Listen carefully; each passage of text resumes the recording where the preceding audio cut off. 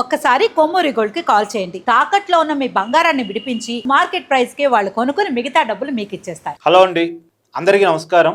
ఆంధ్రప్రదేశ్లో మేధావుల ముసుగులో ఏం జరుగుతుంది, ఇది కీలకంగా మాట్లాడుకోవాలి. ఎందుకనంటే నిన్న సాక్షి పేపర్లో ఒక ఆర్టికల్ వచ్చింది. ఆర్టికల్ రాసింది మాడబూసి శ్రీధర్ గారు. ఆయన రాశారంటే నాకు నమ్మబుద్ధి కావట్లే. రాశారా లేదంటే వైసీపీ ఆర్టికల్ రెడీ చేసి వాళ్ళకున్న సంబంధాలతో మాడబూసి శ్రీధర్ గారు సైన్ తీసుకొని ఆయన అప్రూవ్డ్ తీసుకొని సాక్షిలో ప్రశ్నించారా నాకు తెలియదు.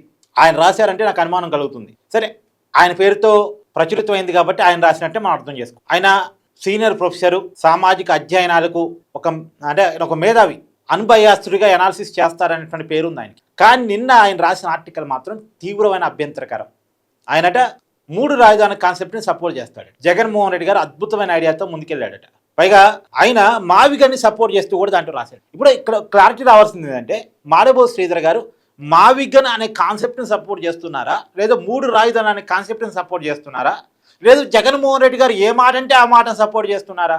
ఈ 3 రాజధానుల కాన్సెప్ట్ వేరు, మావిగన్ కాన్సెప్ట్ వేరు. ఈ 3 రాజధానుల కాన్సెప్ట్ ఏంది? రాజధాని అనేది ఒకే చోట కాకుండా 3 ప్రాంతాల్లో 3 నగరాలని రాజధానిగా మార్చాలి అనేది ఒక కాన్సెప్ట్. దీన్ని అభివృద్ధి వికేంద్రీకరణ అని, పరిపాలన వికేంద్రీకరణ అని ఏదో పేర్లు పెట్టారు. దాన్ని మాడబోసి శ్రీధర్ గారు సపోర్ట్ చేస్తే అదో రకం. ఇప్పుడు మొన్న జగన్మోహన్ రెడ్డి గారు చెప్పిన మావిగన్ ఇదొక డిఫరెంట్. ఒకే చోటున 3 నగరాలని కలిపితే ఒక మహానగరాన్ని నిర్మించండి అనేది జగన్మోహన్ రెడ్డి గారి ఇంకో కాన్సెప్ట్. జగన్మోహన్ రెడ్డి గారికి ఒక క్లారిటీ లేదు రాజధాని విషయంలో. ఆయన ఒక్కోసారి ఒక్కో మాట చెప్తున్నారు. అసలు రాజధానికి నగరాలు ఎందుకు, ఈ నాగార్జున యూనివర్సిటీ భూమిలో కట్టొచ్చు కదా అని ఒకసారి. ఇప్పుడు మొన్న మావిగను, అంతకుముందు అధికారంలో 3 రాజధానులు, ఇలా ట్యాప్కోసారి స్టాండు మారుస్తున్నారు. ఇప్పుడు మావిగన్, ఈ మావిగన్కి సపోర్ట్ చేస్తున్నారా లేదంటే 3 రాజధానుల కాన్సెప్ట్కి సపోర్ట్ చేస్తున్నారా? 3 రాజధానుల కాన్సెప్ట్ సపోర్ట్ చేస్తే రాజధాని ఒకే ఏరియాలో ఉండదు, ఒకే నగరంలో ఉండదు, డిఫరెంట్గా ఉండాలి అని అదొక రకం. మావిగన్ అనేది ఒకే చోట 3 నగరాలను కలుపుతూ మహానగరంగా నిర్మించాలి అనేటువంటిది ఇదో రకం. మరి ఈ రెండు చాలా డిఫరెంట్ కాన్సెప్ట్లు. ఏ కాన్సెప్ట్ని మాడబోసి శ్రీధర్ గారు సపోర్ట్ చేస్తున్నారు చెప్పాలి. పైగా చంద్రబాబు నాయుడు గారు శూన్యం నుంచి ఏదో క్రియేట్ చేస్తున్నట్టు బిల్డప్లు ఇస్తాడట. అమరావతి పేరుతో అదే జరుగుతుంది. అదే జరిగితే అది ప్రజలు తేల్చుకుంటారు. అమరావతిలో నిజంగా అభివృద్ధి జరుగుతుందా లేదా, అమరావతి చంద్రబాబు నాయుడు గారు చెప్పినట్టు నిర్మాణం అయిద్దా లేదా తేల్చుకుంటారు. రెండోది, అభివృద్ధి వికేంద్రీకరణ గురించి మాడబోసి శ్రీధర్ గారు చెప్పారు కదా. శ్రీధర్ గారి కళ్ళకు కనపట్లేదా, కళ్ళుండి చూడలేకపోతున్నాడా తెలియదు నాకు. ఎందుకంటే మొన్న ArcelorMittal ప్రాజెక్ట్ వచ్చింది. ఎక్కడ పెట్టారు? అనకాపల్లి జిల్లాలో పెట్టారు. అమరావతిలోనే పెట్టలేదుగా. గూగుల్ డేటా సెంటర్ వస్తుంది, ఎక్కడ పెడుతున్నారు?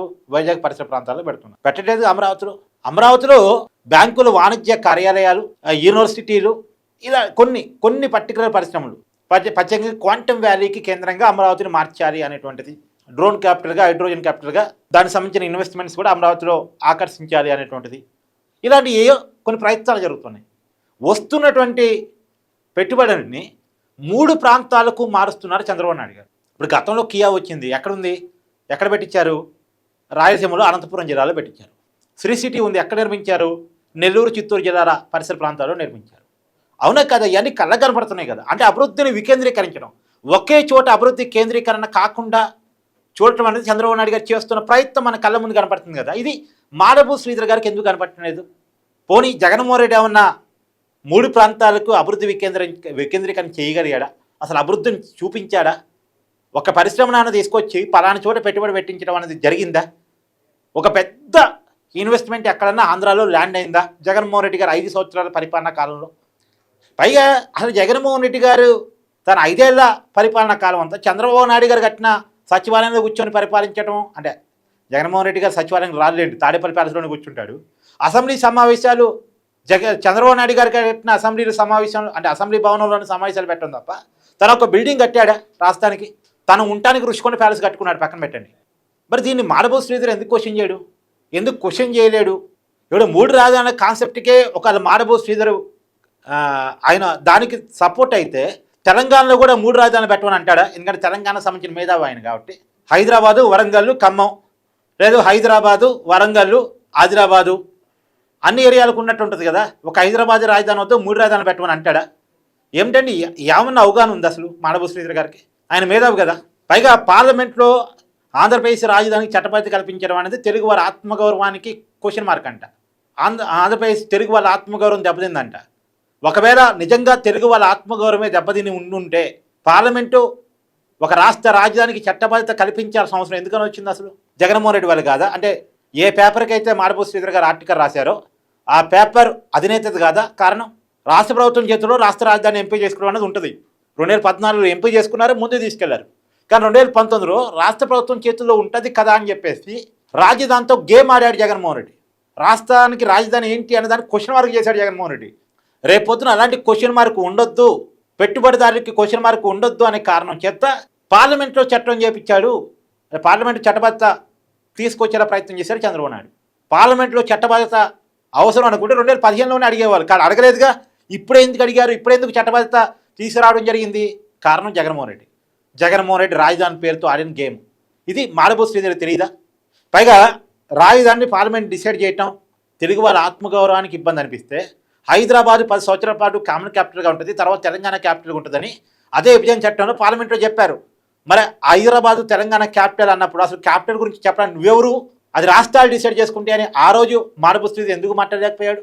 అంటే మేధావుల ముసుగులో జనాన్ని కన్ఫ్యూజ్ చేయడానికి, రాజకీయ పార్టీలకు ఊడిగం చేయడానికి ఎలా ముందుకు వస్తారు అనడానికి ఇవన్నీ నేను ఎగ్జాంపుల్స్ చెప్తున్నానండి. ఎక్కడ కూడా పాయింట్ టు పాయింటే సబ్జెక్టే మాట్లాడుతున్నాను, వ్యక్తిగతంగా వెళ్ళట్లేదు. అలాగే ప్రొఫెసర్ కె నాగేశ్వర్ ఉంటాడు, మావిగన్ని ఆయన ఖండించారు. ప్రొఫెసర్ కె నాగేశ్వర్ ఖండించారు, సంతోషం. కానీ అదే రోజు మళ్ళా జగన్మోహన్ రెడ్డి గారికి ఇబ్బంది అనుకున్నాడు ఏమో, వెంటనే ఇంకో స్టాండ్ మార్చి ప్రత్యేక హోదా ఏమైంది, విభజన చట్టంలో చాలా హామీలు తెలుగు రాష్ట్రాలకు ఉన్నాయి కదా, అవి ఎందుకు అమలు చేయట్లేదని అడిగారు. ఆ హామీల గురించి అడగటాన్ని క్వశ్చన్ చేయట. వైజాగ్ రైల్వే జోన్ గురించో లేదా ప్రత్యేక హోదా గురించో లేదా ఇంకొక సమస్యల గురించో ప్రస్తావించడాన్ని నేను తప్పు పడట. మాట్లాడాలి, తెలుగువాడిగా మాట్లాడాలి. కానీ అది ఎప్పుడు మాట్లాడాలి, ఏ సందర్భంలో మాట్లాడాలి? పార్లమెంట్ సమావేశాలు స్టార్ట్ అయ్యే ప్రతి సందర్భంలో మాట్లాడాలి. కానీ అప్పుడెప్పుడు మాట్లాడకుండా ఏదో అమరావతికి చట్టబద్ధత కల్పిస్తున్నటువంటి సమయంలో మాట్లాడటం అంటే దాని ఉద్దేశం ఏంది? ఆ చట్టబద్ధత సంబంధించినటువంటి ఇమేజ్ టీడీపీకి రావద్దనా, చంద్రబాబుకి రావద్దనా? అంటే ఒక ఇమేజ్ని అడ్డుకునే ప్రయత్నమా? ఒక మంచి ప్రయత్నం జరుగుతుంటే ఆ ప్రయత్నం వరకు ఆరో సబ్జెక్ట్ ఏంది? అమరావతి చట్టబద్ధత వరకు సబ్జెక్టు. నువ్వు మిగతా టైంలో 100 మాట్లాడు, 100 క్వశ్చన్లు అయ్యి నువ్వు ఆ రోజున ఎందుకు సెలెక్ట్ చేసుకుంటున్నావు?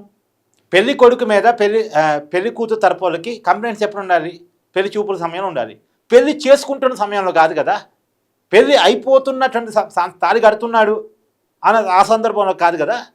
అంటే నువ్వు మాట్లాడితే ప్రతి సందర్భంలో మాట్లాడు, పార్లమెంట్ సమావేశాలు స్టార్ట్ అయ్యేటువంటి ప్రతి సందర్భంలో మాట్లాడు, తప్పలేదు. మాట్లాడాలి కూడా. పశ్చిమ గోదావరి గురించి మాట్లాడాలి, రైల్వే జోన్ గురించి మాట్లాడాలి, తెలంగాణకు రావాల్సినటువంటి రైల్వే కోచ్ గురించి మాట్లాడాలి, తెలంగాణకు రావాల్సిన యూనివర్సిటీల గురించి మాట్లాడాలి, విభజన సమస్యల పరిష్కారానికి తెలుగు రాష్ట్రాల మధ్య ఉన్న విభేదాలని పరిష్కరించడానికి కేంద్ర ప్రభుత్వం తీసుకోవాల్సిన బాధ్యత గురించి మాట్లాడాలి, నీటి పంపకాల గురించి మాట్లాడాలి, ఆస్తుల పంపకాల గురించి మాట్లాడాలి. కానీ ఇవేం మాట్లాడరా పెద్ద మనిషి. మొన్న బస్ భవన్లో ఏపీకి సంబంధించినటువంటి కేటాయించినటువంటి రూమ్కి తెలంగాణ వాళ్ళు అంటే తాళం వేసి ఉంటే పగలగొట్టారు. అది దానికి కారణం ఎవరు తప్ప నేను అన్న అక్కడ. కానీ ఆస్తుల విభజన కాకపోవడమే కారణం. ఆంధ్ర తెలంగాణ కాన్ఫ్లిక్ట్ ఎందుకు వస్తుంది? నాగార్జున సాగర్ ప్రాజెక్టు దగ్గర ఏపీ పోలీసులు తెలంగాణ పోలీసులు కొట్టుకునే పరిస్థితి దాకా ఎందుకు వస్తుంది? దీనికి బాధ్యత తీసుకోవాల్సిన కేంద్రం బాధ్యత ఎందుకు తీసుకోవట్లేదు? ఇది అడగండి, రెగ్యులర్ టైంలో అడగండి, పార్లమెంట్ సమావేశాలు జరుగుతున్న ప్రతిరోజు అడగండి, ప్రతి సమావేశం అప్పుడు అడగండి. కానీ అప్పుడెప్పుడు అడగకుండా అమరావతికి చట్టబద్ధత కల్పిస్తున్న సమయంలోనే అడగటువంటి ఏంటి దాని ఉద్దేశం? అంటే ఇంటెన్షన్స్ మనం ఇక్కడ అర్థం చేసుకోవాలి. మేధావుల ముసుగులో ఏం జరుగుతుంది అన్నట్టు. ఈ మేధావులు వైసీపీకి ఎంత స్పాన్సర్ అంటే మేధావి ప్రజల కోసం ఉండాలి. ఇప్పుడు నేను ఉన్నానండి, ప్రజలకి ఇబ్బంది కలిగినప్పుడు, పేద ప్రజలకు ఇబ్బంది కలిగినప్పుడు నేను ఎవరి తరపునైనా ఎవరైనా క్వశ్చన్ చేయడానికి వెనకాను. మన వెలుగుమట్ట దగ్గర రేవంత్ రెడ్డి గారు ప్రజలు ఇల్లు కూల్చేశాడు. ఈ మేధావులు ఎవరైనా మాట్లాడారా? ప్రొఫెసర్ కె నాగేశ్వర మాట్లాడా వెలుగుమట్ట ఇష్యూ మీద? రేవంత్ రెడ్డిని క్వశ్చన్ చేశాడా? తొమ్మన నాగేశ్వరని క్వశ్చన్ చేశాడా? పొంగులేటి శ్రీనివాసరెడ్డిని క్వశ్చన్ చేశాడా? ఒకప్పుడు ఆయన ఎమ్మెల్సీ చేసిన జిల్లా కదా ఖమ్మం జిల్లా. కానీ మేము మాట్లాడాం, మేము క్వశ్చన్ చేశాం. నిజానికి ఆయన ప్రభుత్వాన్ని క్వశ్చన్ చేయాలనుకుంటే ఇవాళ కూడా ఏపీ ప్రభుత్వాన్ని క్వశ్చన్ చేయొచ్చు. ఒకవేళ ఏపీ ప్రభుత్వాన్ని చంద్రబాబు నాయుడు వ్యతిరేకించాల్సుకుంటే ఇవాళ కూడా ఆరోగ్యశ్రీ ఏదో నెట్వర్క్ ఆసుపత్రులు సమ్మె ప్రకటించాయట, ఆరోగ్యశ్రీ అమలు కావట్లేదట. దాని గురించి మాట్లాడండి, ఎవరికి అభ్యంతరం లేదు. పబ్లిక్ ఇష్యూస్ మీద మాట్లాడితే ఎవరికి అభ్యంతరం లేదు, మాట్లాడచ్చు. కానీ అవి మాట్లాడరు, అవి మాట్లాడే దమ్ము ఉండదు. పొలిటికల్ ఇష్యూస్లో స్టాండ్ తీసుకొని జగన్మోహన్ రెడ్డికి లాభం జరిగేలా మాట్లాడడానికి ప్రయత్నం చేస్తాం. అని మేధావులు మూసుకున్న ఇదా జరిగేది. ప్రజల్ని తప్పుదో పట్టించడం, అభివృద్ధిని అడ్డుకోవటమా? మీ అభిప్రాయాన్ని కామెంట్ చేయండి. Thank you.